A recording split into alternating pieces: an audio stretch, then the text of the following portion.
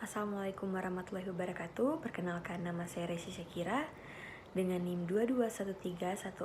2213142032 dari kelas A Pendidikan Musik Stambuk 2021 dengan mata kuliah Desain Pembelajaran.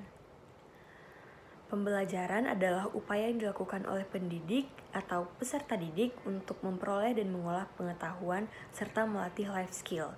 Itulah sebabnya bahwa usaha untuk meningkatkan kualitas pembelajaran bukanlah permasalahan yang sederhana, tetapi merupakan permasalahan yang kompleks dan saling berkaitan dengan kreativitas, buku ajar, kualitas pembelajaran, serta mutu pendidik.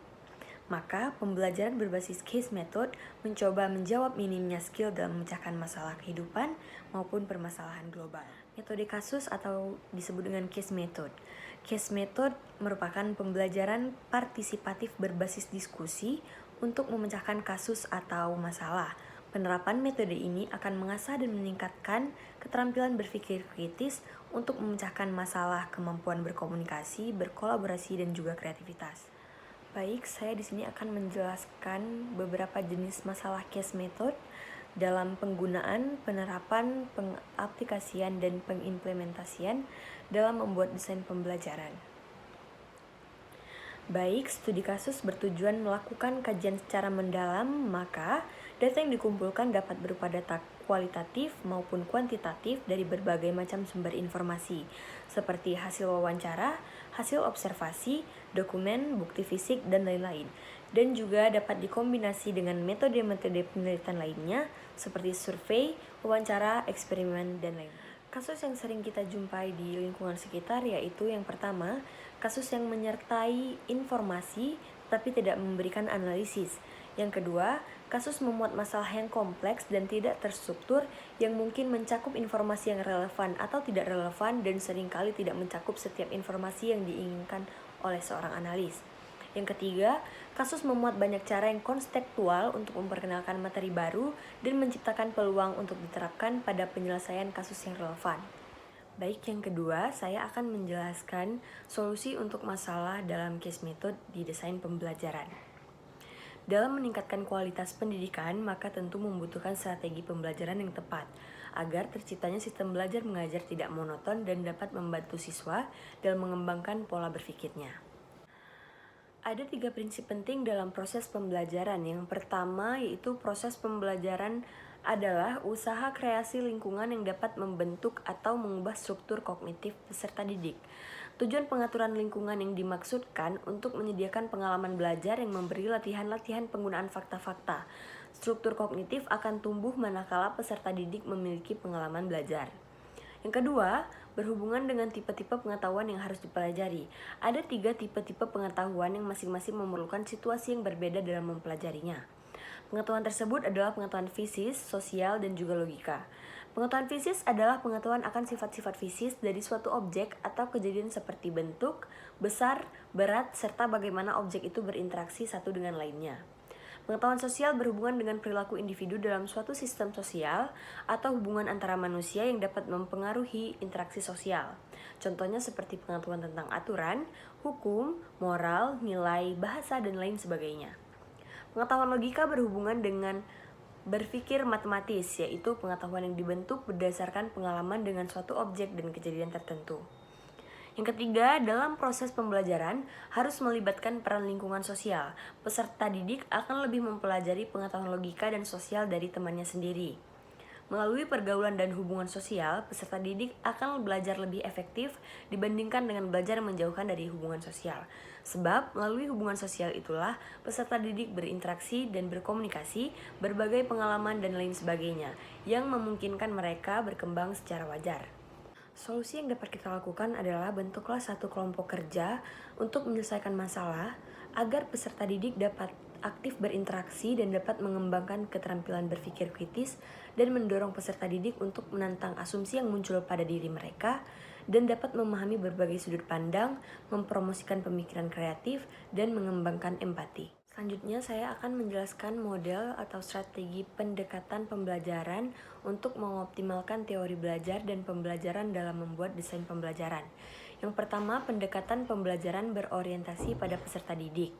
Sistem pembelajaran yang banyak melibatkan peserta didik untuk berpartisipasi aktif dalam pembelajaran Selama pembelajaran, guru hanya berperan sebagai fasilitator, pembimbing, dan pemimpin.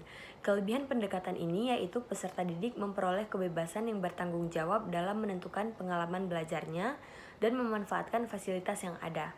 Selain itu, kompetensi yang dicapai luas dan mendalam serta tidak mudah dilupakan, karena siswa mengkontriksikan sendiri yang dipelajari dengan bimbingan dan arahan guru.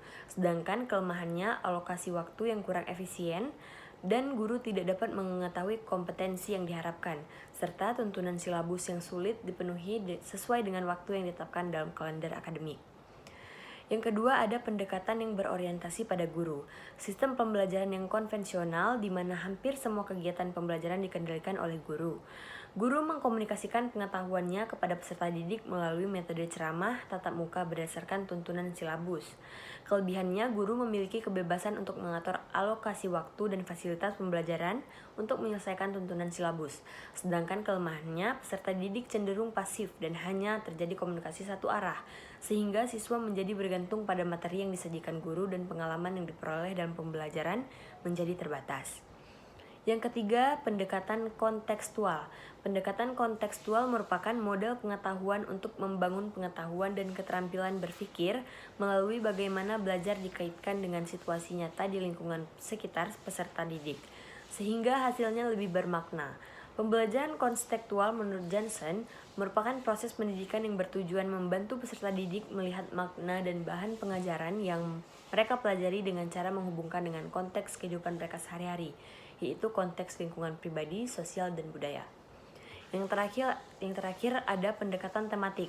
Pendekatan tematik merupakan suatu pembelajaran di mana materi yang akan dipelajari peserta didik disampaikan dalam bentuk topik-topik dan tema yang dianggap relevan. Pembelajaran dengan pendekatan tematik satu disiplin ilmu atau multidisiplin ilmu. Selanjutnya saya akan menjelaskan model atau pendekatan pembelajaran untuk mengoptimalkan teori belajar dan pembelajaran dalam membuat desain pembelajaran. Yang pertama, pendekatan pembelajaran berorientasi pada peserta didik. Sistem pembelajaran yang banyak melibatkan peserta didik untuk berpartisipasi aktif dalam pembelajaran. Selama pembelajaran, guru hanya berperan sebagai fasilitator, pembimbing, dan pemimpin.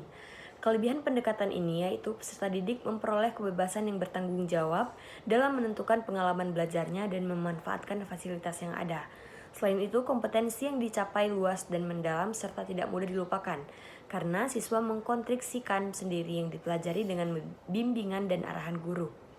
Sedangkan kelemahannya, alokasi waktu yang kurang efisien dan guru tidak dapat mengetahui kompetensi yang diharapkan, serta tuntunan silabus yang sulit dipenuhi sesuai dengan waktu yang ditetapkan dalam kalender akademik. Yang kedua, ada pendekatan yang berorientasi pada guru. Sistem pembelajaran yang konvensional di mana hampir semua kegiatan pembelajaran dikendalikan oleh guru. Guru mengkomunikasikan pengetahuannya kepada peserta didik melalui metode ceramah tatap muka berdasarkan tuntutan silabus. Kelebihannya, guru memiliki kebebasan untuk mengatur alokasi waktu dan fasilitas pembelajaran untuk menyelesaikan tuntutan silabus.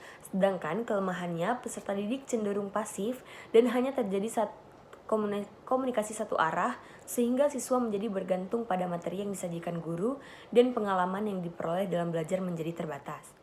Sekian yang dapat saya sampaikan. Mohon maaf apabila ada salah kata atau perbuatan. Terima kasih atas perhatiannya. Assalamualaikum warahmatullahi wabarakatuh.